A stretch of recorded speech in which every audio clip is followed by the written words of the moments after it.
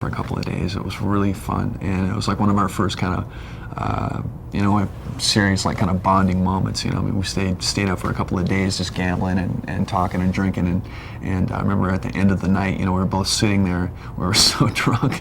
We both had like one little. One of those little garbage cans, like on our lap, and we're like sitting on the floor cross-legged and telling stories of our lives and stuff. It was kind of at the beginning point, so I was kind of telling him where I was coming from, where he was coming from, and all that. We're sitting there talking and about all this like really heavy stuff and like drinking and puking into these trash cans.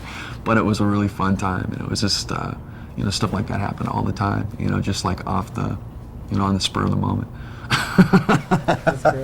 The Vegas vomitorium story. We've been waiting for it. We're like telling like heavy stories and stuff, so it's like almost to the point of like tears. I mean, it was like really serious, honest, and you're like da da da da da, yeah. But all this at the meanwhile, it's like all this is going on outside. It must have seemed very comical. If you were sitting outside of us checking us out, but it was a pretty meaningful trip actually. I think in the early days they got that whole Metallica Alcoholica slam. There's a sense that and I think both Lars and James were about it. So hey man, we can. It's not like we're wussing out or anything, but we can just drink just as heavy, party just as hard, work and play on or off stage just as hard. It was like a badge of honor, I think, a little bit with those guys. Well, I mean, out there, it's. I mean, you're the party every night. You know what I mean? You're rolling into town, and you're what everybody's come to see. So I mean, and also that level.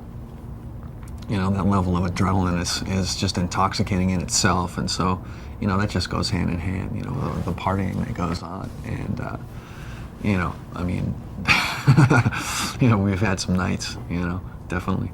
We were talking to somebody yesterday about that, just that whole thing about, you're the guy that rolls into town, and you're the party for that town that night. Yeah, right, yeah. So, I mean, the continuation of that high, it might be the beer or the joint or whatever, but, I mean, so that can also be a detriment, to your health and career over a long period of time. And I think that they've struck some sort of a balance because they roll on and they do well. They deal with it well, and it's good. It's good. They're having a good time, and that's really what it's all about in the first place. So,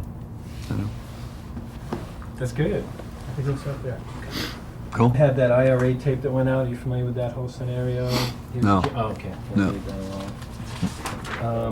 Was it a? What was it? I might be able to comment on it. He's a bunch of. I guess he jams with a bunch of. He's always got some project going on. Right. Yeah. So there was a group. That they kind of made little cassette tapes called IRA.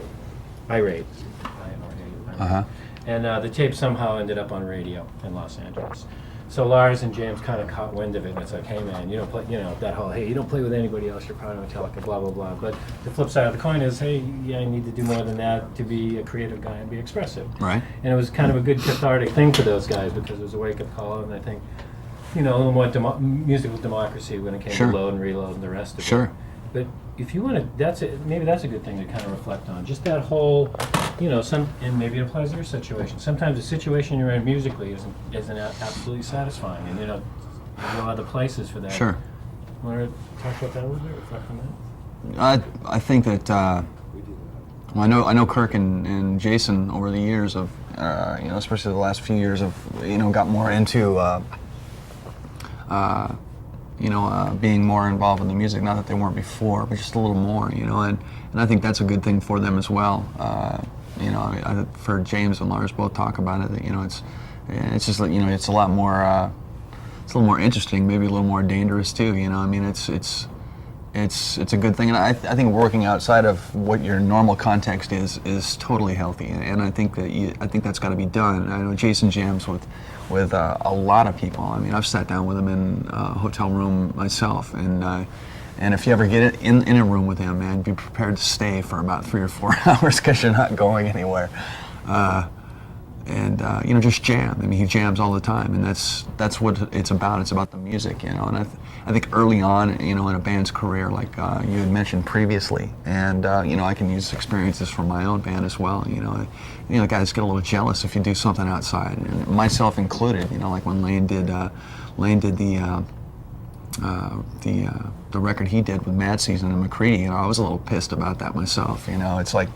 I don't know, after you spend so much time together in a non-sexual way, it's like somebody fucking your girlfriend, you know, basically, you know what I mean? You've got this relationship with them, you feel a little betrayed, you know, but as you grow a little bit and maybe a couple of days pass and you think about it a little bit, I mean,